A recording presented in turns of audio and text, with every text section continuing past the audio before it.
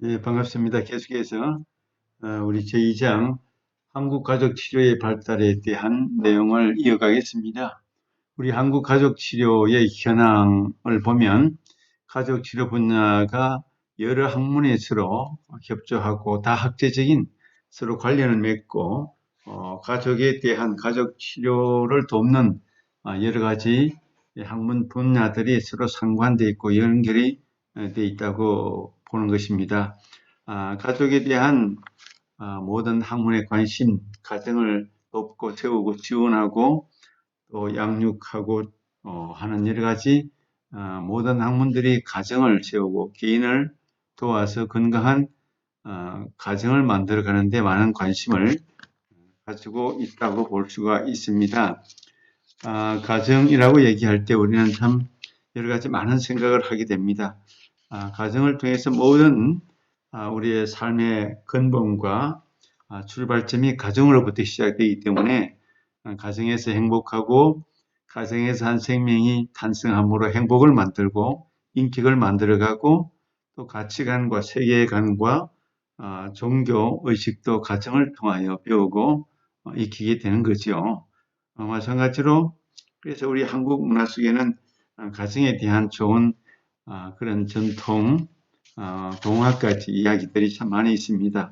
예를 들어서 의좋은 형제 동화가 있죠. 형제간에 시골에 산 동네에 살면서 서로 형과 아우가 함께 사는 동네에서 서로서로 어, 생각하면서 밤중에 형이 동생의 볕단에 그 벼를 더 많이 옮겨주고 또 나중에 동생이 또 형이 더 필요할 거라고 생각해서 볕단을 옮겨주고 서로서로 우애 있는 형제 이야기, 든든한 우애와 서로 사랑의 관계를 중요시하는 우리 문화를 잘 반영하는 동화가 의좋은 형제인데 실제적으로 전국적으로 이렇게 다니다 보면 우리나라 가족 문화 이야기들이 종종 나타납니다.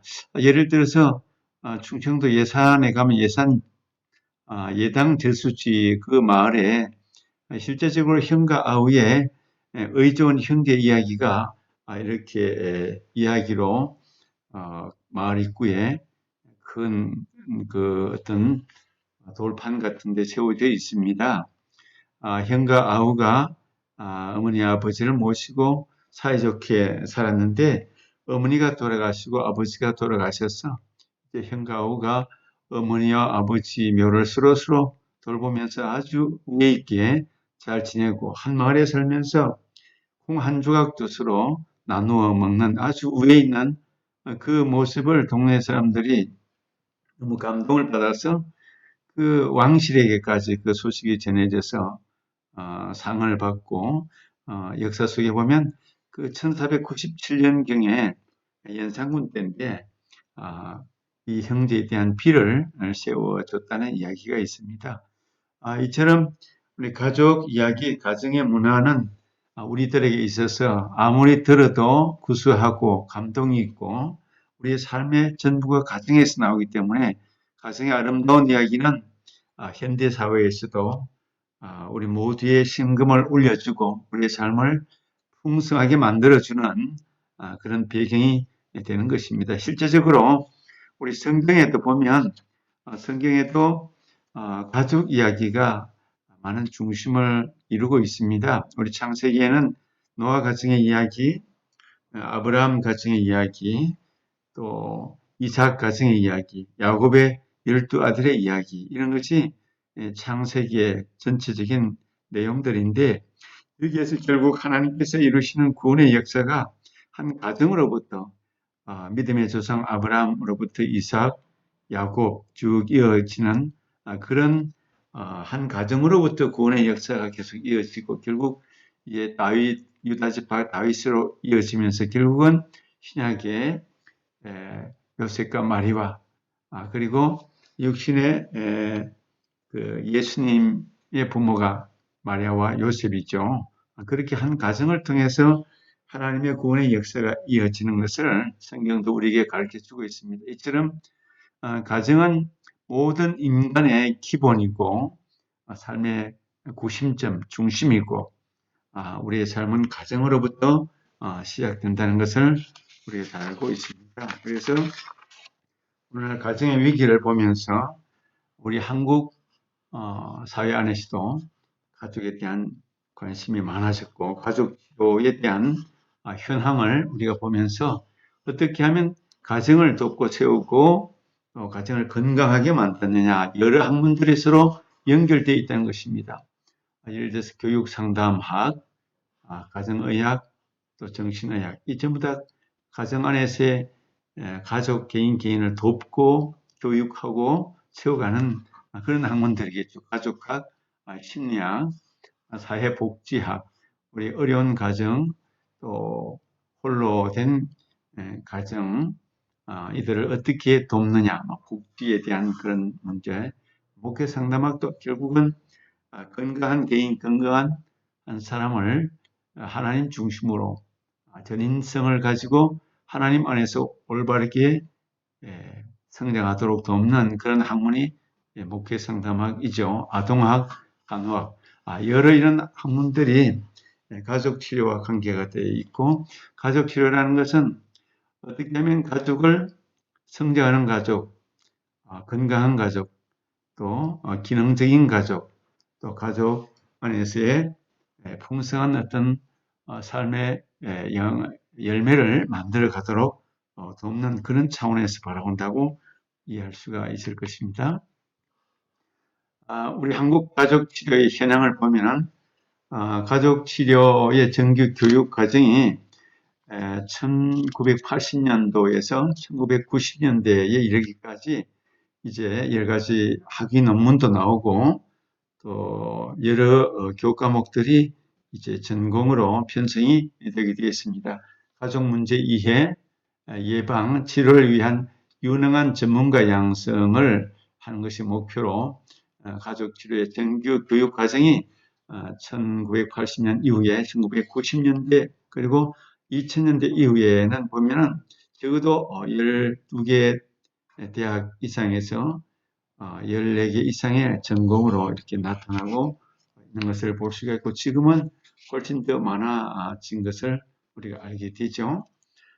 가족과 가족 치료, 상담, 인간 발달, 직업 윤리, 가족 치료 연구 방법 관련 다양한 교과 과정들 이런 것들이 오늘날 더 세분화되어서 정규 교육 과정으로 이렇게 편성이 되어 있습니다. 또 이제 가족 치료의 현장과 관련돼서 어떤 도움을 줄 수 있는 기관들이 있는가 이런 것들을 보면 의료기관에서도 이제 물론 가족을 돕게 되겠죠. 지역정신보건기관, 사회복지기관, 정부 지원 상담기관들, 건강가정지원센터라든지 문화가족지원센터라든지 이런 기타 여러 기관들이 있습니다. 사설 상담기관이 굉장히 많아졌습니다. 불과 2000년 이전에는 상담실이 사설 상담기관들이 서울에도 그렇게 많지 않았습니다. 눈에 띄게 보일 만큼 많지 않았고 겨우 몇 군데 정도였는데 지금은 뭐 거의 군데군데 지방의 중소도시에까지 상담기관이 다 이렇게 세워진 것을 볼 수가 있습니다. 그만큼 우리 사회가 문제가 많아졌고 또 그만큼 상담을 하려면 또 문화적인 또 생활적인 수준이 높아야 되는데 그만큼 우리나라가 선진국형으로 발전이 되어 왔다고 볼 수도 있겠습니다. 대학의 부설기관이나 종교기관, 교회들에도 교회에는 상담실이 거의 다 준비가 되어 있는 것으로 알고 있습니다. 각 교육기관에도 우리 상담사가 파송되어 있고 군대에도 군 상담사가 파견이 되어 있습니다. 군대에도 요즘 군인들이 자살하기도 하고 여러 가지 대인 관계에 많은 문제를 안고 있기 때문에 군대에도 이렇게 상담사가 파견되어 있는 것을 우리가 알 수가 있죠. 이처럼 오늘날 우리 사회에 가정을 세우고 가족을 건강하게 만드는 데 있어서 여러 가지 다 방면에서 프로그램과 또 기관들과 또 여러 가지 센터들을 통해서 가족 치료, 가족을 더욱더 기능적으로 건강하게 성장 지향으로 만들어가는 데 초점을 맞추고 있다는 것이죠.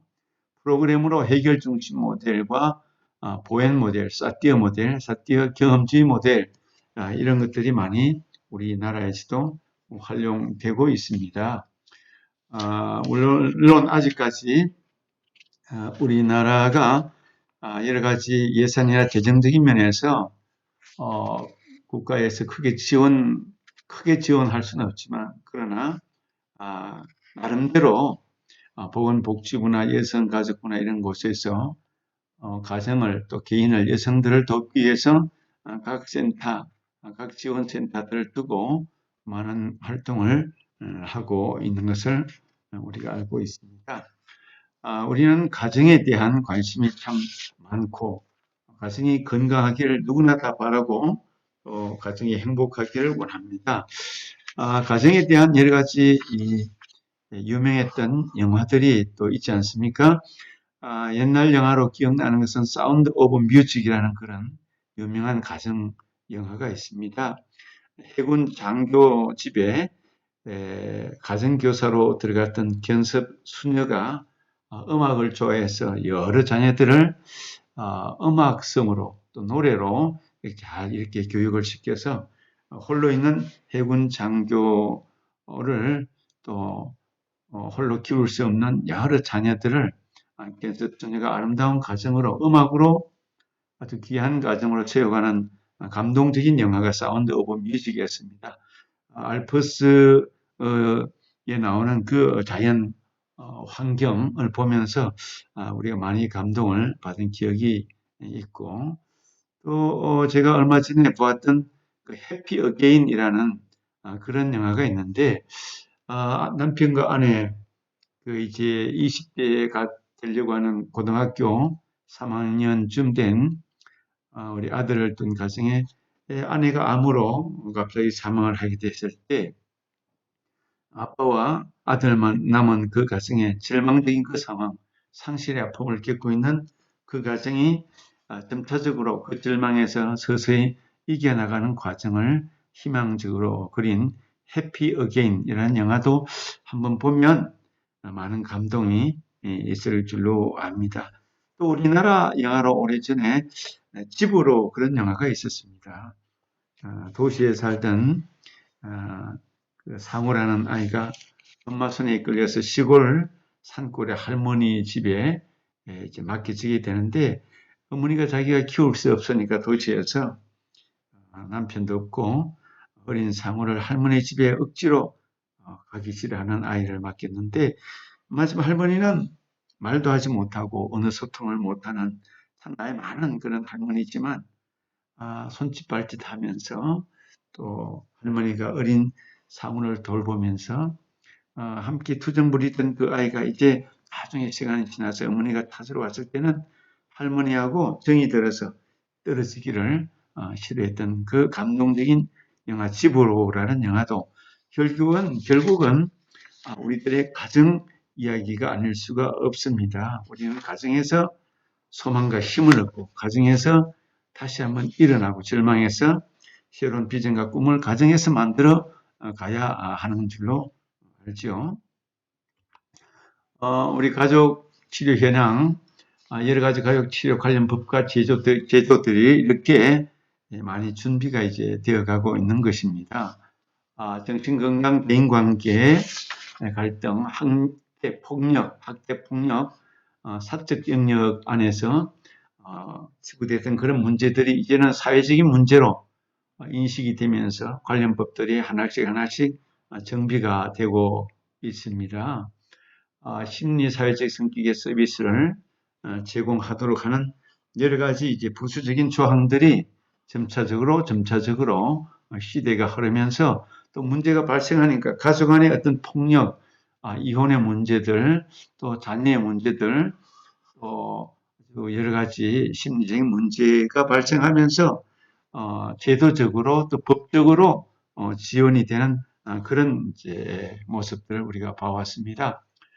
가족 상담 및 치료적 지원으로 이렇게 건강가정 기본법이 제정이 됐죠. 그래서 건강가정사가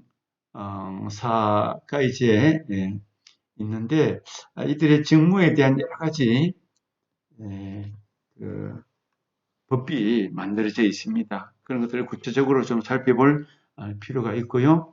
아동 청소년 성보호에 관한 법률, 또 자살 예방, 생명 존중 문화 조성을 위한 법률 이런 것들이 하나씩 하나씩 정비가 되어 있습니다.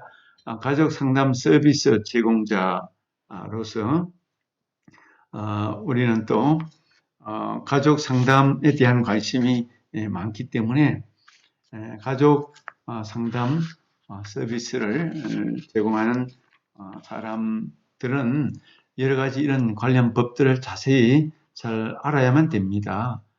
관련 법들을 잘 알아서 어떻게 신고할 것은 신고하고 또 개인 사생활을 보호할 것은 보호하고 가족 상담자로서 기본적인 윤리 또 자질, 능력, 훈련, 교육 이런 것들이 다 필요합니다.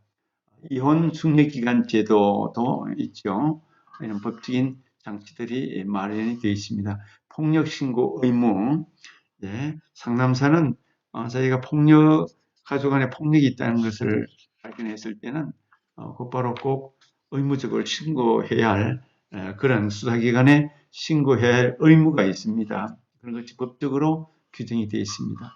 자해와 타해의 위험에 대한 조치, 또 이런 여러 가지 조치를 할 것을 법적으로 제정을 하고 있습니다. 예를 들어서 자해나 타해의 위험이 있는 경우는 그런 법률이 있습니다. 정신질환자로 추정되는 자로서 자신 또는 타인을 해할 위협이 큰 자를 발견한 자는 그 상황이 매우 급박하여 제41조부터 제44조까지의 규정에 의한 입원을 시킬 수 없을 때는 의사와 경찰 간의 동의를 얻어 정신의료기관의 당해인에 대한 응급 입원을 의뢰할 수 있다. 이런 조항들이 있습니다.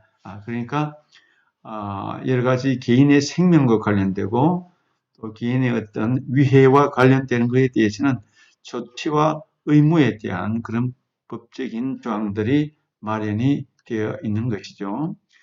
폭력사건의 심리재판 및 피해자 보호, 특별히 성폭력 범죄 이런 거에 대해서는 피해자에 대한 보호 법률들이 구체적으로 마련되어 있다는 것이고요.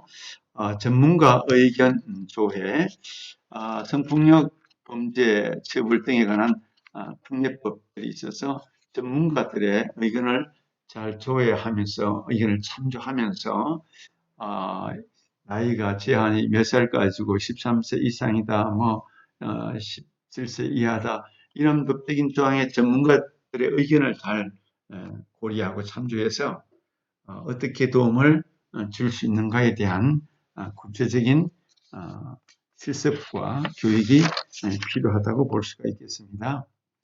오늘날 우리 한국 가족 치료도 한 10년, 15년 전에 비하면 굉장히 많이 진보적으로 갖춰져 있고 준비되고 있다는 것을 우리가 알게 됩니다. 한국 부부 가족 상담사 자격 제도가 오늘날 이제 여러 가지로 여러 기관에서 많이 준비하고 또 수련생들을 훈련을 시키고 있습니다. 여기는 한 3가지 정도로 이렇게 교재에 나와 있습니다. 한국가족치료학회, 한국상담학회, 한국가족관계학회 이런 것들이 있는데요. 물론 능력이 있으면 시간과 환경과 처지가 되면 여러 기관에 활동할 수도 있겠지만 시간적으로 또 여러 가지 형편상 다 활동을 못하기 때문에 한 군데 내지 2군데 정도 활동할 수 있으면 도움이 될 수 있을 것 같습니다. 한국상담학회가 아무래도 좀 더 많이 활동을 하고 있는 것 같고 또 이외에도 한국가족상담학회 또는 협회, 한국가족문화상담협회 이런 기관도 있고 기독교적인 관련 기관으로 기독교 상담 심리 치료도 있고 한국 목회상담협회, 한국 목회상담협회, 한국 기독교 상담 심리학회 이런 기관들이 있습니다. 이런 곳에 가입하고 이제 뭐 2급, 1급 또 슈퍼바이저 이런 자격증을 가지고 앞으로 교육도 할 수 있고 또 기관에서 이런 자격증을 가지고 상담사로 활동을 할 수도 있을 것입니다. 그 기간 동안 상담은 여러 가지 인간을 다루고 인간과 관계되는 그런 문제이기 때문에 굉장한 훈련과 또 연습이, 실습이 필요한 것이죠. 인간을 다룬다는 것이 얼마나 힘들고 어렵다는 것을 우리는 잘 알고 있습니다. 그래서 저는 상담사를 어떤 예술가처럼 그렇게 생각을 해봅니다. 예술가가 여러 가지 음악을 또는 미술 같은 것을 하나의 작품을 만들기 위해서 수많은 훈련과 노력을 통해서 하나의 작품을 만들어내는 것처럼 우리 상담사도 인간의 문제, 가족의 문제에 대해서 여러 가지 복합적인 문제를 하나하나 실타래를 풀어내면서 전체적인 조화를 만들어가는 차원에서 인간을 다루는 그런 예술가가 상담사다. 그렇게 생각도 해봅니다. 대단히 중요하고 귀한 인간을 다루는 학문, 또 인간을 다루는 그런 차원에서의 가족 상담, 가족 치료는 참으로 소중한 가치 있는 그런 학문이고 귀한 그런 우리의 관심사가 되어야 한다. 그렇게 봅니다. 2장 우리 한국 가족 치료의 발달에 대해서 지금까지 살펴보았습니다. 수고하셨습니다. 감사합니다.